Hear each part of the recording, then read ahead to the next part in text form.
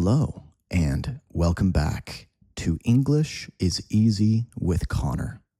In this video, we are going to learn English with a short story.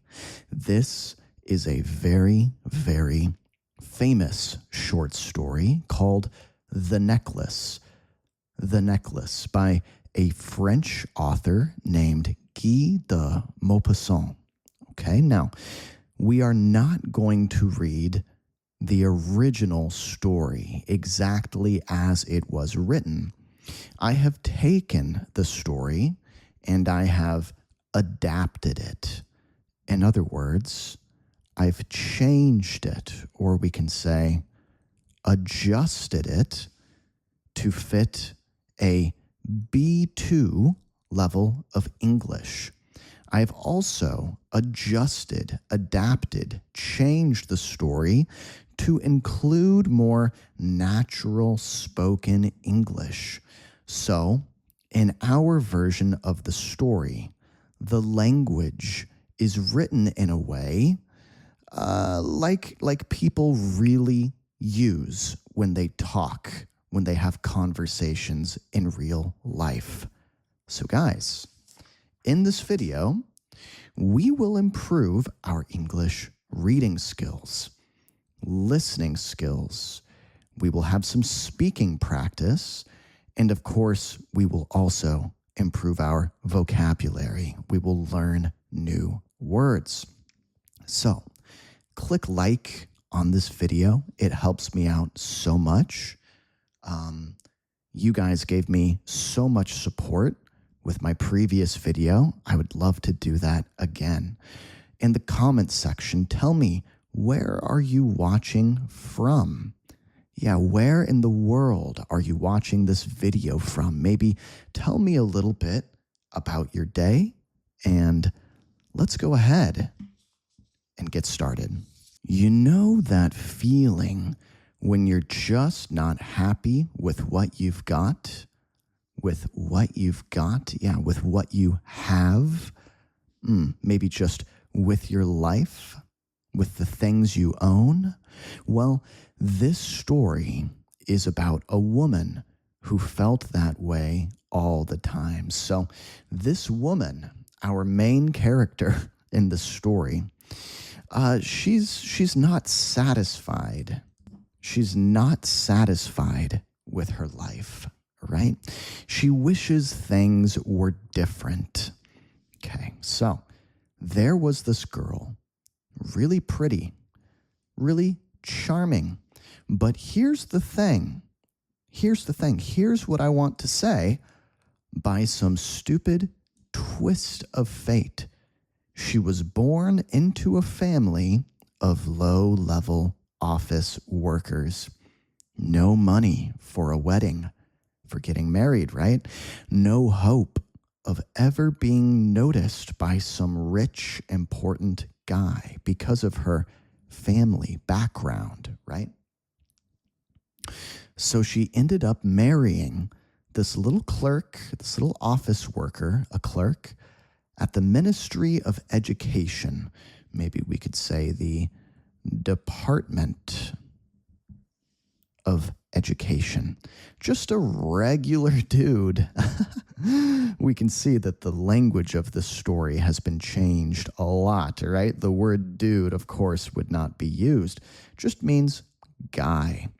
In regular, of course, normal. Yeah, maybe we could say unassuming. Unassuming. Or maybe we could say average. Nothing crazy, nothing special, just a normal guy. Okay, so we're learning about the main character here. She does have good looks. She's pretty. She is attractive. She has charm. What does that mean? Maybe we could say she's good at winning over people. Yeah, people like her. She has, here's another good word to know, charisma. She has charisma. Yeah, people are drawn to her. People are drawn to her. They like her naturally, okay? So This should be maybe a rich person, a very successful person. But here's the thing. By a stupid twist of fate, life played a trick on her. Life played a trick on her. So instead of being rich and successful and maybe famous, she was born into this low-level family. She ended up marrying a regular guy, right? Okay. So she dressed plain, nothing beautiful, nothing crazy, plain clothes, average clothes, because she couldn't afford anything better. She did not have enough money for anything better. But honestly, she was miserable. Great word to know here, miserable. Extremely unhappy. Extremely unhappy. She was miserable, really, really unhappy. Like she'd fallen from some higher place in life. Maybe she feels like she should have had a better life, but instead she fell down, boo, into this low place, right? The thing about women, though, they don't have fixed ranks or classes. Beauty, grace, charm, that's what matters. That's their real status. A regular girl with natural smarts and style can be just as great as any rich lady. So this is saying what's really important when it comes to women, these three things: beauty, grace, charm. We talked about these two. What about grace? What is grace? If someone has grace, maybe that means they take the high road. It could mean a couple different things. It could mean they take the high road, like if someone does something nasty to them, then they look the other way. They don't try to get even. It could also mean that she moves in a graceful, maybe elegant way, right? Kind of effortless, like she is not expending energy, or it doesn't take energy or effort. She doesn't need to try, right? And she looks so graceful, like a swan, right? Okay. This woman, her name, and, I'm not French, pardon me, excuse me if I pronounce some of the names in this story incorrectly, but I believe it's Mathilde, okay? So Mathilde suffered nonstop. This woman, she has charm, she has good looks, but she was always suffering. Maybe we could say in pain, in some kind of discomfort. Yeah. Non-stop, meaning all the time. She honestly believed she was born for fancy stuff and luxuries. Her cheap apartment drove her crazy. Bare walls, shabby chairs, ugly curtains. Another woman in her position wouldn't even notice these things. But Mathilde, she was tortured by them. It made her angry. Okay, so she is not satisfied with the conditions of her life, right? She feels like she was born for luxuries. What are luxuries? Maybe we could say, fancy things. Maybe a really nice car, a really nice house. Maybe you have a butler, or servants, or maids. A butler meaning a man who waits on you, maybe brings you your drinks, brings you your food. that sort of thing. Servants, people who will do what you want them to do. Maids who clean the house. I guess you could say those are luxuries. Only rich people have them, right? So, she lives in a cheap apartment, not expensive. The walls are bare, so there's nothing on them. The furniture, the chairs, they're shabby. What is shabby? Low quality. Maybe we could also say kind of crappy. Crappy, not great, low quality, right? Okay. Ugly curtains. And any other woman in her position or in her place, maybe they wouldn't notice, they wouldn't care, but she's a little different. This woman, Mathilde, she notices, she feels like she needs to make a change, right? Every time she saw that young maid from Brittany doing the housework, Mathilde would get lost in these wild dreams. Oh, so maybe she does have a maid. Okay, so things aren't that bad, right? She'd imagine quiet entryways with fancy Eastern rugs and tall bronze lamps. So fancy, nice, high-quality things around the house, right? What else would she imagine? Or maybe we could use a good word here. Fantasize. She's daydreaming. She's fantasizing. What else? She'd imagine 2 huge servants in knee-length pants sleeping in big armchairs because the stove was so hot. She'd imagine giant living rooms with old silk curtains. Not ugly curtains, silk curtains made of really fine material, nice material, and priceless little decorations, things that she's used to decorate her home to make it look better, right? Priceless decorations, meaning really, really expensive, right? Okay. And what else? In those cute, fancy, perfumed rooms for chatting, chit-chatting, talking, chatting at 5 o'clock with famous men. The kind all women want attention from. Okay, so Mathilde is having this daydream, this fantasy of what her life could look like, right? Then dinner would come. Her husband would take the lid off the soup and say, all happy, this soup is amazing. Nothing beats this. Nothing beats this, meaning there's nothing better than this, or this is the best. Meanwhile, at the same time, Mathilde was somewhere else completely. She was thinking about elegant, fancy, elegant dinners with shiny silverware, forks, spoons, knives, silverware, right? And strange birds flying through fairy forests on old tapestries. A tapestry, maybe we could say a rug on the wall. A rug on the wall, a tapestry.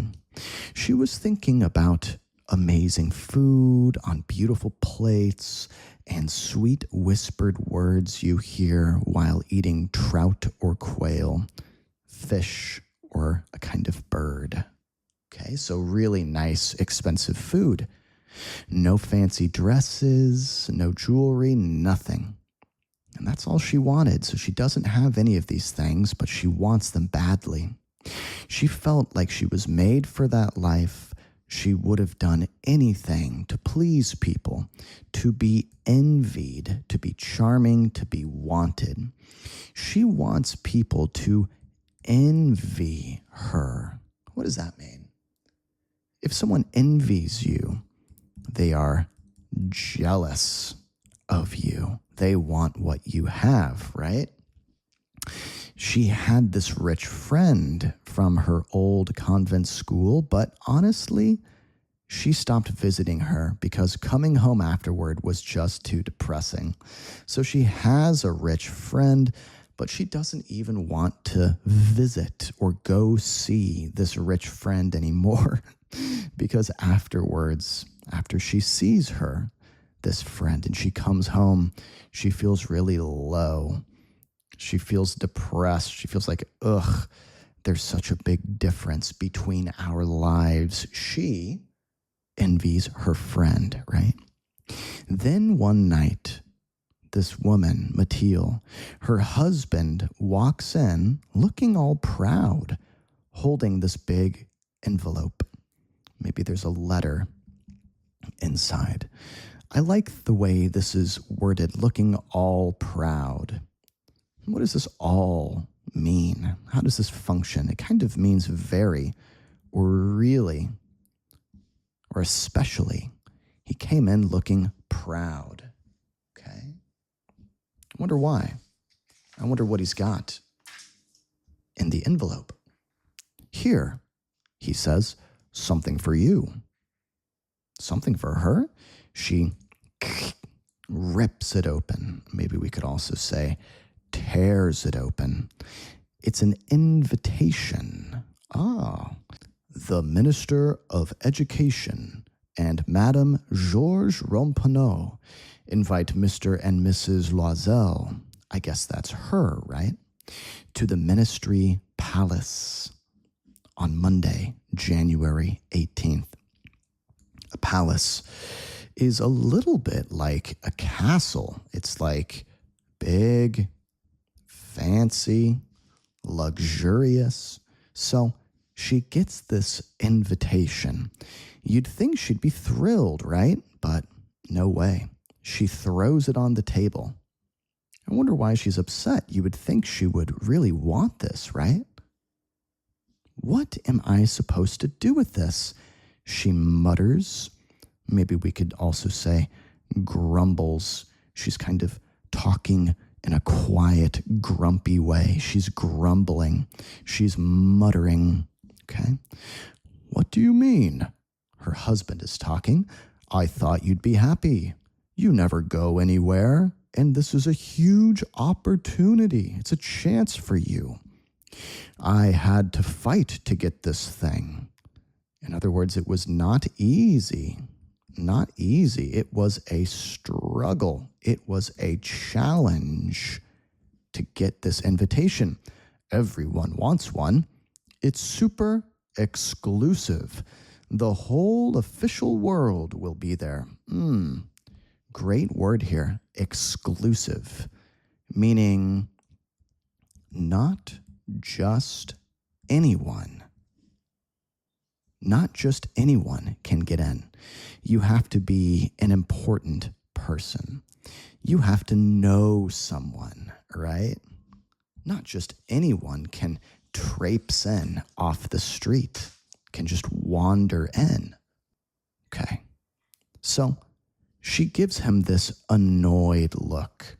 She's a little bit irked, a little bit irritated. And what, she says, am I supposed to wear? Well, he hadn't thought about that. The dress you wear to the theater? That looks fine to me. Then he sees she's crying. 2 big tears rolling down her cheeks. Here's her face.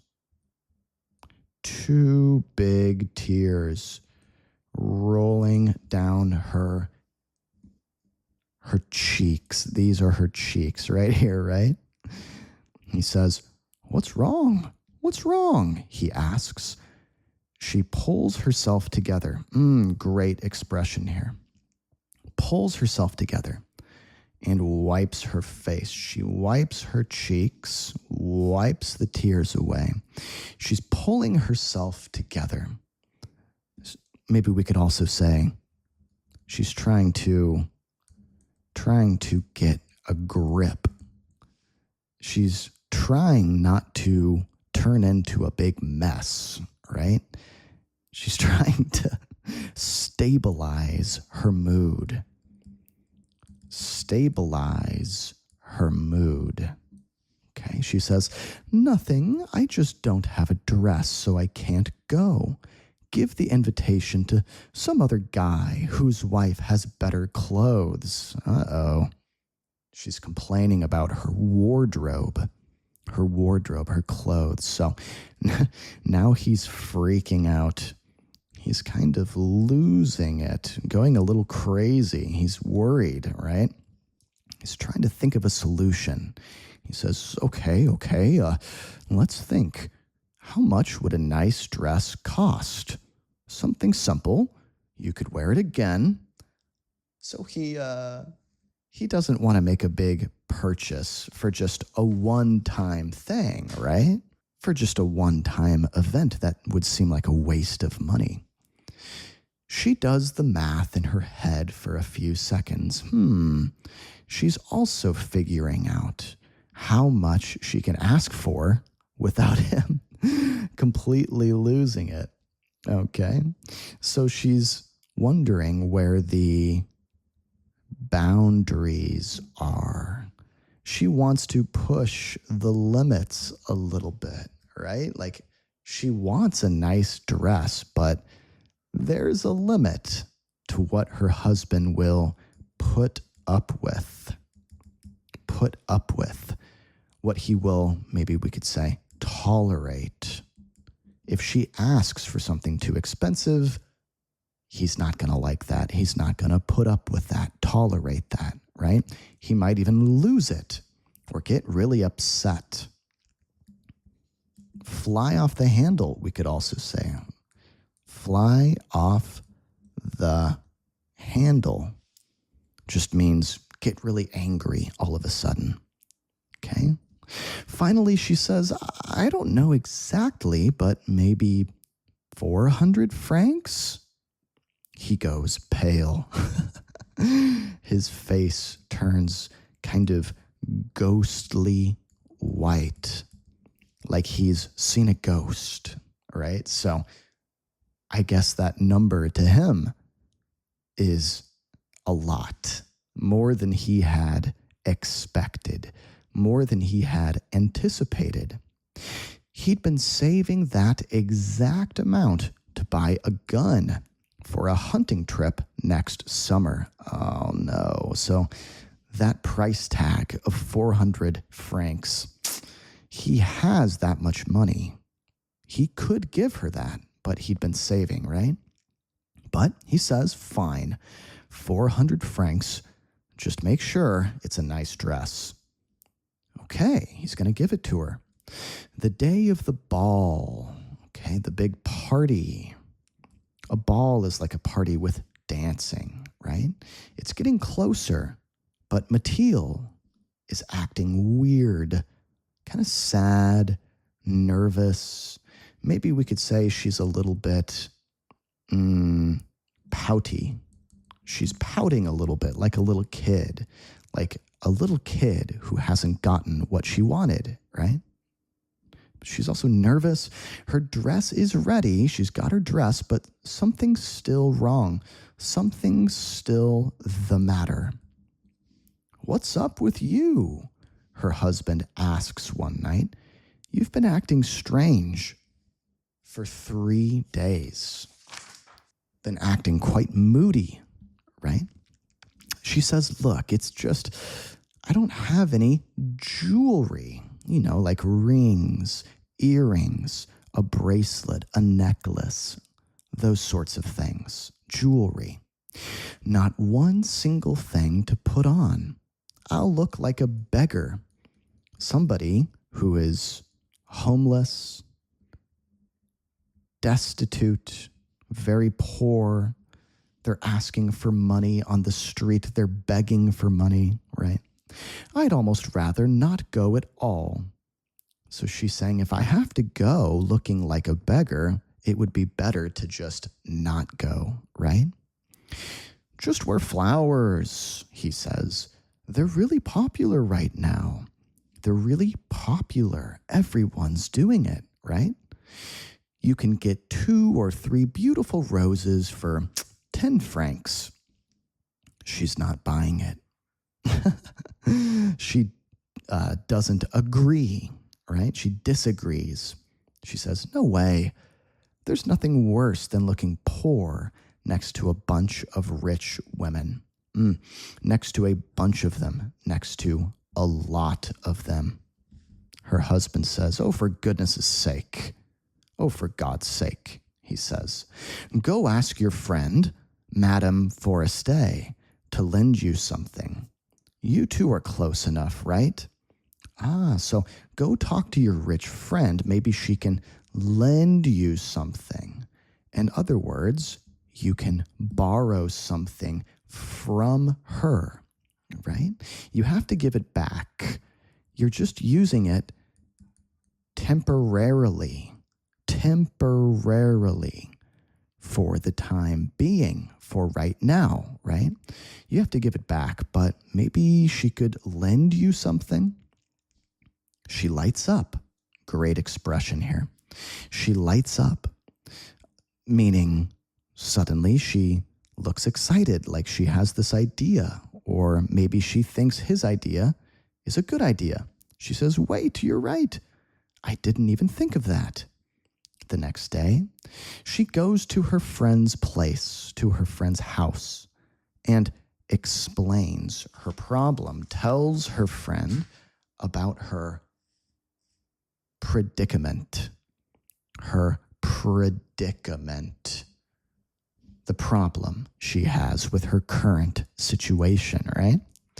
So Madame Forestier opens her jewelry box. Pick whatever you want. Mathilde starts trying things on. Bracelets that go around your wrist, a pearl necklace made of small white pearls, right? A gold cross with jewels across, like a Christian symbol. She can't decide. She can't make up her mind. She keeps asking, don't you have anything else? Oh, so she's being kind of picky, right? She's being kind of selective. Say that with me. Selective. Yeah. We could also say kind of choosy. Like she's not easily satisfied. She can't settle on something. She can't settle on something. She wants to keep looking. Just keep looking. I don't know what you like. Her friend is saying, I don't really know your taste, right? Then she sees it. A black satin box. Inside, a gorgeous diamond necklace. Gorgeous. What's another way we could say that? Maybe stunning? Maybe breathtaking? An incredibly beautiful diamond necklace. Her heart starts pounding. Ba-dum, ba-dum, ba-dum. She can't believe it. Her hands are shaking, trembling, right? As she picks it up. She's handling it now, touching it. She puts it on and just stares at herself in the mirror. Total ecstasy. Great word, man. Total meaning complete or absolute ecstasy, meaning, ooh, she is over the moon. She feels amazing. She feels incredible. Can I borrow this? She asks. Just this? Meaning nothing else, only this? Her friend says, of course. Of course you can. No problem. She hugs her friend, kisses her, and runs off with the necklace like she just won the lottery. She feels like she hit the... What am I going to write? Do you guys know? Hit the what? What English expression works here? Hit the jackpot, meaning she got really lucky, right? Okay. The night of the ball. Okay. We're fast forwarding now. We're jumping ahead to the night of the party. Mathilde is a hit. She is a hit. meaning everyone is really impressed by her or impressed with her. Everyone is really wowed by her. They think, oh my gosh, she's incredible. I mean, she's the prettiest woman there. She's elegant. She's smiling. She's totally over the moon. She's also, we could say, on cloud 9.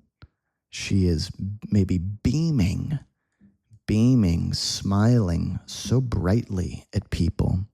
All the guys are looking at her. They're checking her out, maybe sneaking glances, or we could say stealing glances at her.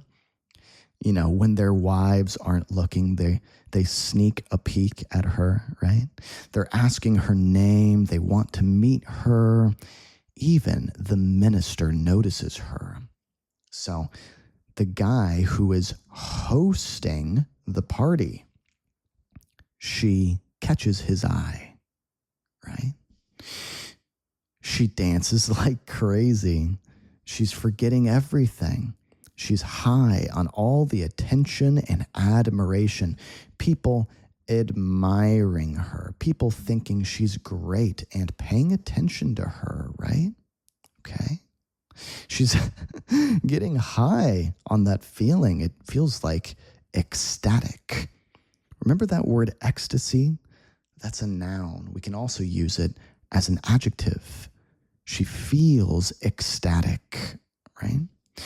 She finally leaves around 4 a.m. Wow. We can say the crack of dawn. The crack of dawn. Or the wee hours of the night. The wee hours of the night means really, really late, right? Her husband had been sleeping since midnight in a little empty room with 3 other guys whose wives were still partying. So I guess her husband went too, right? And he is passed out. He's passed out. We can also say he crashed.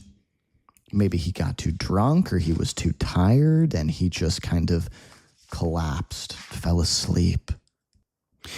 He throws her coat over her shoulders, but get this, listen to this, it's just a regular everyday coat. So cheap looking next to her fancy dress, she can feel it. She wants to run out before the other women see her. They're all wrapping themselves or covering themselves in expensive fur. So how does she feel? She feels what? What word am I thinking of? Do you know it?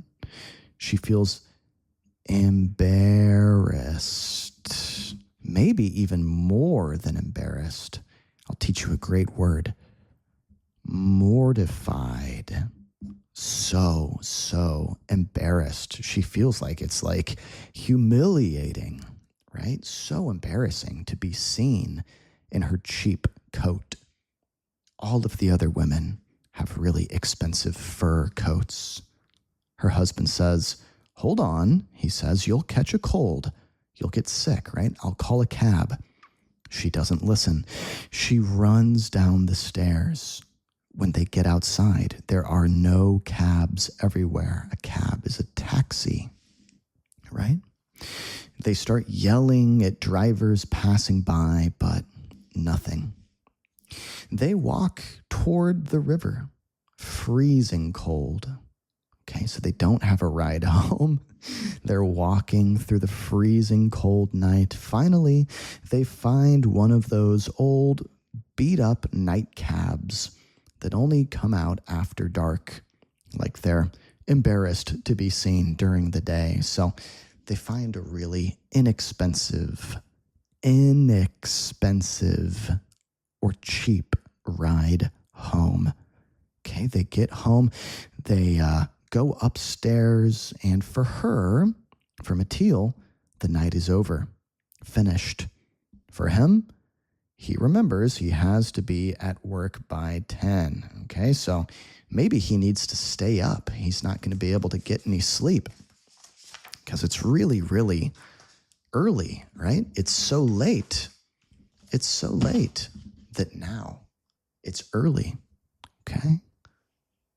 She takes off her coat in front of the mirror to see herself one more time. All that glory.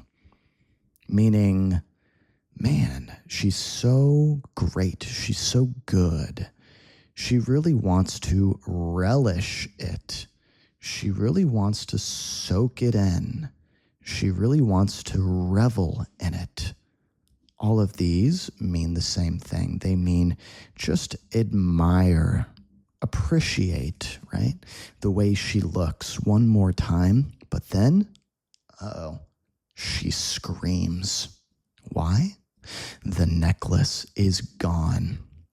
Oh my God, the expensive diamond necklace. What? What happened? Her husband asks. I lost it.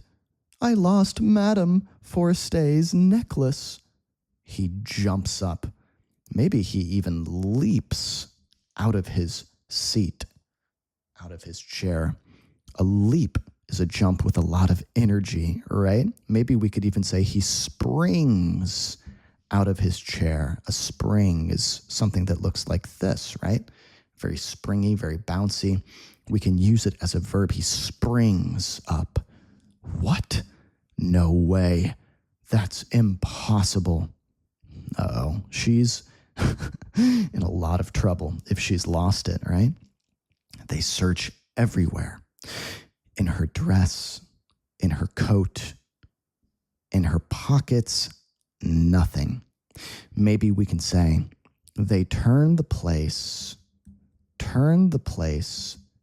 inside out. They turn it inside out, meaning they look everywhere, right? Are you sure you still had it when you left the party? What does she say? She says, yes, I touched it in the entryway where you first walk in to the palace, to the home, right? The entryway. Then it must be in the cab. Did you get the number? Maybe the license plate, right? Whatever number can identify this cab. No. Did you? No. They just stare at each other. Total shock. Okay, great expression here. We could say they are beside themselves. Beside themselves. They are freaked out. They are shocked. They are in shock. They are maybe stunned, right? This is not good. He puts his clothes back on. I'm going back. I'll walk the whole route to see if I can find it. He leaves. She just sits there in her ball dress. No energy to get out of bed. No fire, like no passion, right? No thoughts, just empty, just emptiness. He comes back around 7 a.m, found nothing. Okay, they are in deep, deep trouble. He goes to the police, to the newspapers, offers a reward. If you can find it, I will pay you X amount, right? He checks with cab companies everywhere. She waits all day, just losing her mind with fear. She's beside herself. She's so freaked out, right? He comes home that night, face all pale and exhausted. Exhausted meaning wiped out. We could also say pooped. If you're feeling pooped, you're feeling really beat, really tired. There's lots of ways to say that in English. Okay, he says, here's what we do. Write to your friend. Tell her you broke the clasp, part of the necklace, and you're getting it fixed. That will buy us some time. In other words, he wants her to stall. He wants her to delay the return of the necklace. He wants her to put it off. All of these mean buy time, okay? She writes what he says, okay? She writes her friend a letter, right? A week passes, a week goes by. No luck. Loisel looks 5 years older. We need to replace it, he says. So I'm not sure if this is Mr. Loisel or Mrs. Loisel, the husband or the wife, but probably both of them, right? They are really stressed out. And the husband is talking about replacing it. Like, what are they going to do here? This is an expensive necklace. So they take the necklace box to the jeweler whose name is inside. He checks his records. He's trying to find maybe the file of when he sold it, right? But he says, I didn't sell that necklace, madame. I only sold the box. He didn't sell the necklace, just the box the necklace came in. Great. So they go from jeweler to jeweler, trying to find a match. They're both sick with worry. Finally, at a shop in the Palais Royal, they find one. Looks exactly the same. Price tag, 40,000 francs. They can have it for 36,000. They beg the guy not to sell it for 3 days. They make a deal. He'll buy it back for 34,000 if they find the original before the end of February. So what are they doing? They are paying a ton of money to buy a new necklace, right? In order to stall, in order to buy time. They need more time, right? And if they can find the one they lost, then this guy, he will buy it back, okay? So they're making a deal with him. Loisel has 18,000 francs from his dad. He'll have to borrow the rest. Oh no. This is going to put them in debt, meaning they're going to owe a lot of money. And he does. He borrows from everyone. 1,000 here, 500 there. He signs all kinds of papers, maybe contracts or agreements. All of this legally binding, all of these legally binding documents, like he's really taking a big risk here. He deals with loan sharks. A loan shark, someone who will lend you money, but with very high interest, okay? Really high or steep interest rates. Basically, he ruins his entire future. He's terrified, so scared of the debt, of the misery, the sadness coming for them. But he goes and buys the necklace, 36,000 francs on the counter. Wow, so they buy a replacement. When Mathilde returns the necklace, Madame Forestier says coldly, you should have brought it back sooner. I might have needed it. In other words, what took you so long? Or we could say, what's the holdup? What's the holdup? What's the delay all about? All right. Why did it take so long? She doesn't open the case, doesn't open the box.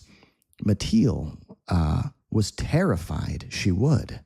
If she'd noticed the switch, if she had noticed that the necklace had been switched out, what would she have thought? Would she think Mathilde was a thief? Someone who steals, right? And then the real nightmare begins. Oh no, things are going to get worse, huh? Mathilde learns what it's like to be flat broke. Great expression here. Flat broke. Completely out of money. Flat broke. The horrible, desperate kind of broke.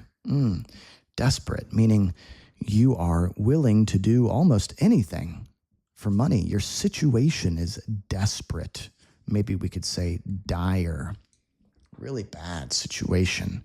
But you know what? What does she do? She steps up. She handles it. The debt has to be paid, and she's going to pay it. Okay, so what is she going to do here? They fire the maid. They can't pay the maid anymore. They move to a tiny room under the roof. Ooh, maybe like an attic room. Yikes, a smaller apartment, right? She learns to do heavy housework. All those awful kitchen chores. A chore, something you need to do around the house, right? A chore. She washes dishes, her pretty nails getting ruined on greasy pots. She's ruining her nails.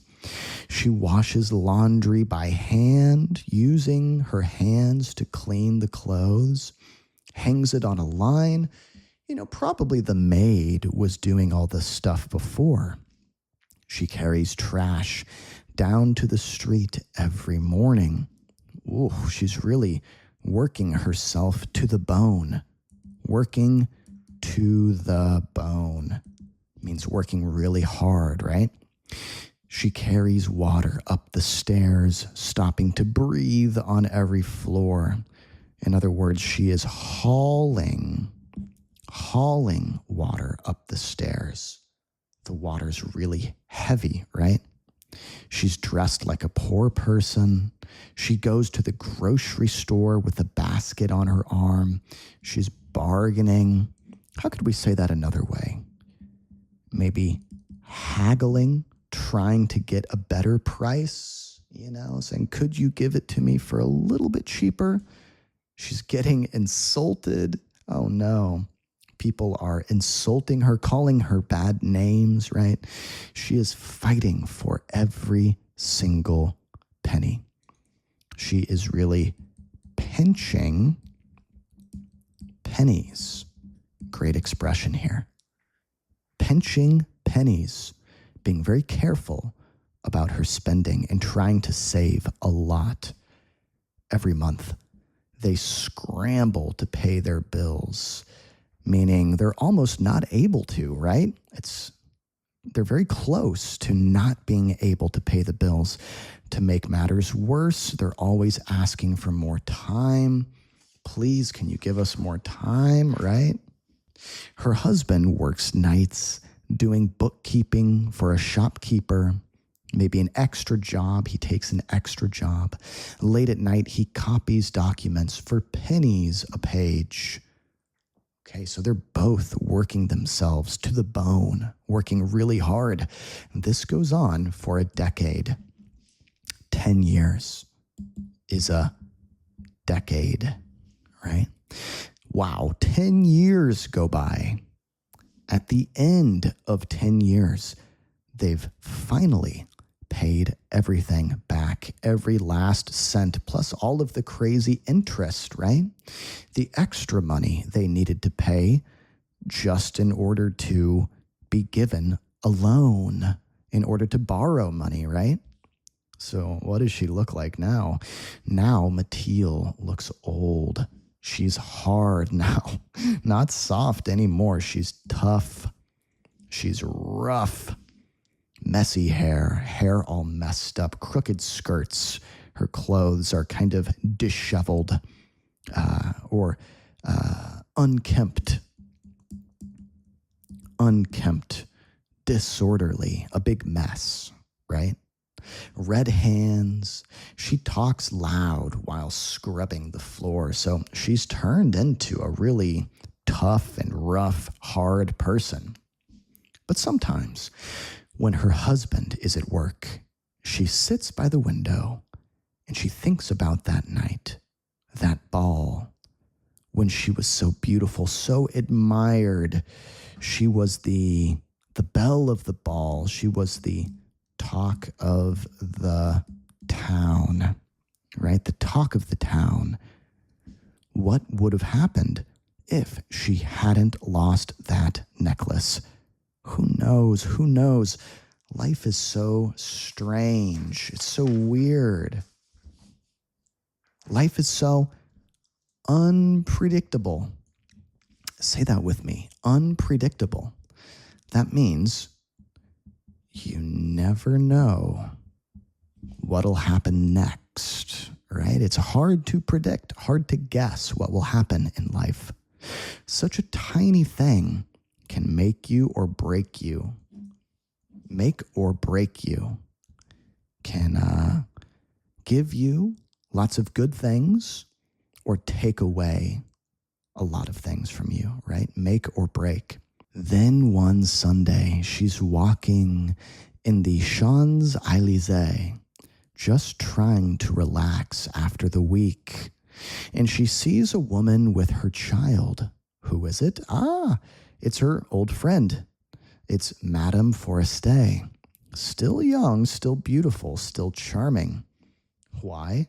Because she hasn't had to do hard labor, hard work for the past decade, right? Mathilde feels a lump in her throat. Lump in her throat. She's feeling a little emotional. Should she say something? Yeah, why not? She's paid everything back. She can tell her the truth now. So she's going to reveal the truth about what happened with the diamond necklace so many years ago. Finally, she walks up. Hey, Jean, I guess that's her name. The other woman is completely confused. Why is this random working class lady talking to her like they're old friends? Oh my God. So her friend, Madame Forestier, doesn't even recognize her anymore. Doesn't even recognize her. Does not know who she is. I'm sorry, madam. I think you've made a mistake. No, I am Mathilde Loisel. Her friend gasps. Great word to know. When you're shocked or surprised, you suck in air. You gasp, right? Oh my God. Mathilde? You look so different. Yeah, well, I've had a pretty rough life since I last saw you. All because of you. Oh no, she's going to blame her friend. Because of me? What do you mean? You remember that diamond necklace you lent me for the minister's ball? Her friend says, yes, I do. Well, I lost it. What? No, you didn't. You brought it back. I brought you back a different one, exactly the same, and it took us 10 years to pay for it. You can't imagine, we had nothing. But finally it's done. I'm so relieved. She feels relieved. Now there's no more stress, right? She can finally rest. She's relieved. Madame Forestier stops walking. Wait, you're telling me you bought a real diamond necklace to replace mine? Yes, you never even noticed, did you? They looked identical. What's identical? Exactly the same. They looked exactly the same. Mathilde smiles, proud, innocent, happy. And Madame Forestier, she grabs Mathilde's hands, deeply moved, deeply touched. Oh, my poor Mathilde, oh no, my necklace was fake. It was costume jewelry worth 500 francs at most. Oh my gosh. This story has such a crazy twist ending. What is the big reveal here? What is the big twist? Madame Forestay's necklace that Mathilde thought was so expensive, she thought they were real diamonds. It was all fake. So they spent all of this money on a real diamond necklace to replace a fake one, and basically wasted their entire life. All right, guys, that brings us to the end of the story. I want to know, how much of this story did you understand? 50%, 75%, 90%, all of it? Let me know down in the comments. Tell me how much you understood. And I want to say thank you so much for watching this video. My channel has been doing well since my last video. You guys are showing me so much support. I want to say thank you for that. And if you enjoyed this video, consider becoming a channel member. It's only $1. It's such a great deal. And for that dollar, you get hours of bonus videos. I think there's something like 15 or 20 hours now. It's a lot of content. And you get PDFs for my lessons, including today's lesson. You will get a PDF. All you need to do is click the join button here on YouTube, or if you prefer Patreon, you can go to my Patreon. But guys, YouTube pays me almost nothing for my videos, so I really rely on the support of my members to keep the channel going. So if you want more videos from me in the future, consider becoming a member. And a huge thank you to everyone who has already become a member. I hope you guys had a great time today, and I'll see you again next time.